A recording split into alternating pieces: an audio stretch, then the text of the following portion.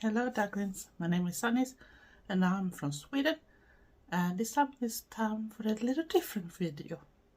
But first, don't forget to do the usual stuff. I'll see you soon.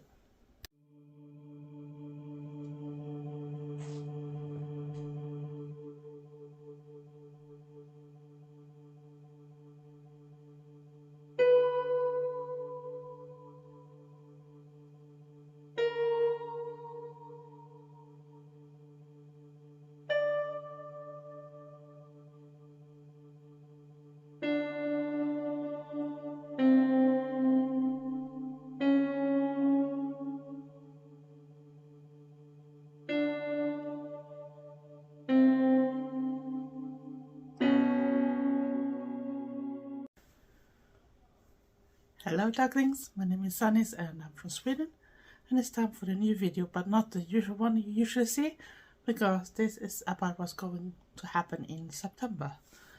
And as you know, I have been to a hospital in Falköping, and that is over 1 hour driving by car from us.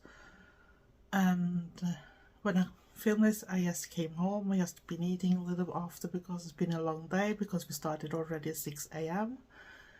and now the clock is maybe between 1-2 p.m. so it's been a busy day, at least on the roads and everywhere, with all the information and other stuff going on. And what I'm gonna tell, that it will be a surgery September 14th, hopefully.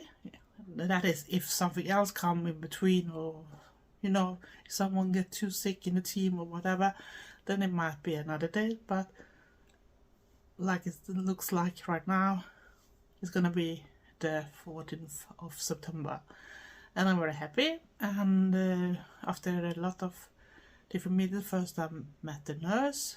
She took my length, my weight, my blood pressure and that type of things. Then I met the nurse, and the nurse went through different things that are gonna happen when I come in there, and after the surgery, and that I'm gonna have to take a special type of injections for 11 days to not get like blood clots and that type of things. And after that I had to wait again, and then I met the surgeon I mean, and she talked with me and asked me about a lot of things about me, and asked which type of surgery I wanted. And because I said I'm on the low range of the BMI, so I thought a sleeve could be okay, because I don't have that much more than I want to be. Hopefully maybe don't have sleep apnea after, because that's the main reason I'm doing this surgery. And maybe my blood pressure also be much better, and hopefully maybe less pain in my body. But the last bit she couldn't say. But after talking with me, she said, I think the sleeve could suit you very well, because you have realistic goals. It looks like you have looked into the different things enough to, but it can still be changed, because if I'm on the surgery table and I'm doing the surgery and discover something inside my belly that we don't know about right now, it can still be a bypass. But I decided to sleeve, and she agreed that it sounded good. So if nothing else goes on when it's time, it's gonna be a sleeve.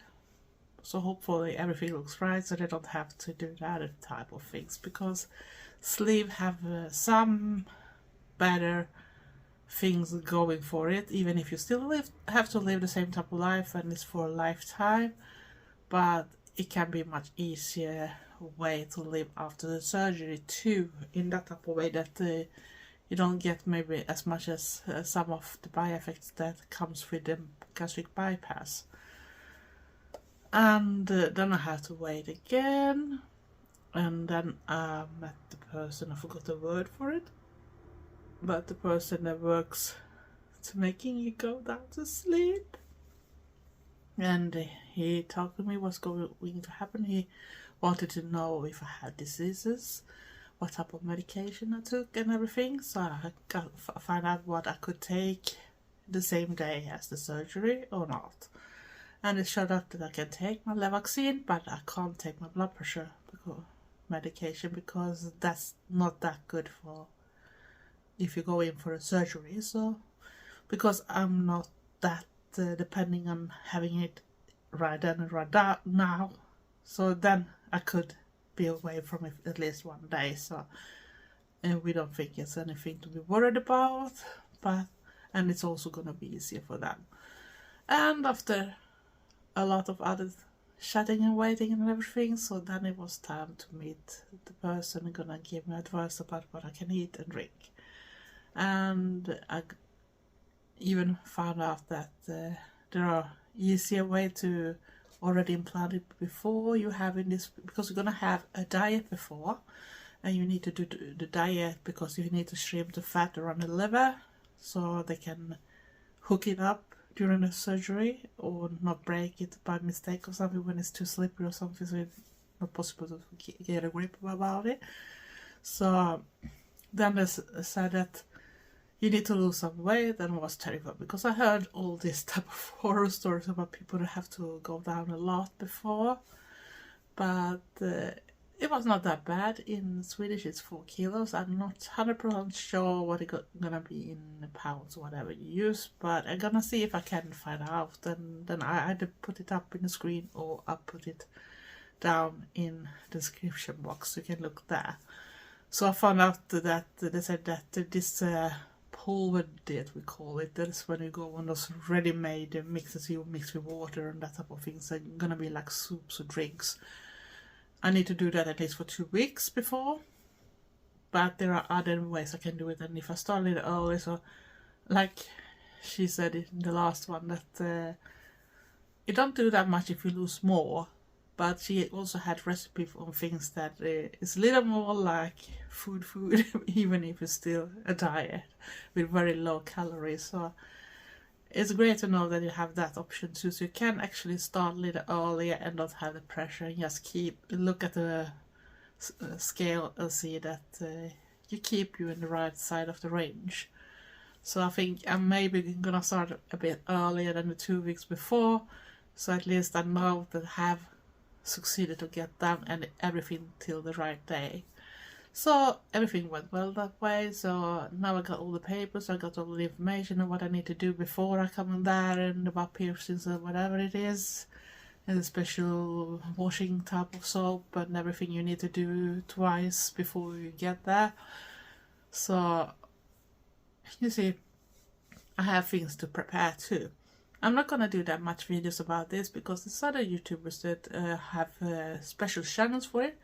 But I'm gonna create a list where I'm gonna put this down in when I tell you more about how it is and how it goes. I'm not gonna go in too much in personal details and that because there is money, and I guess in the future you're still gonna see the change, hopefully.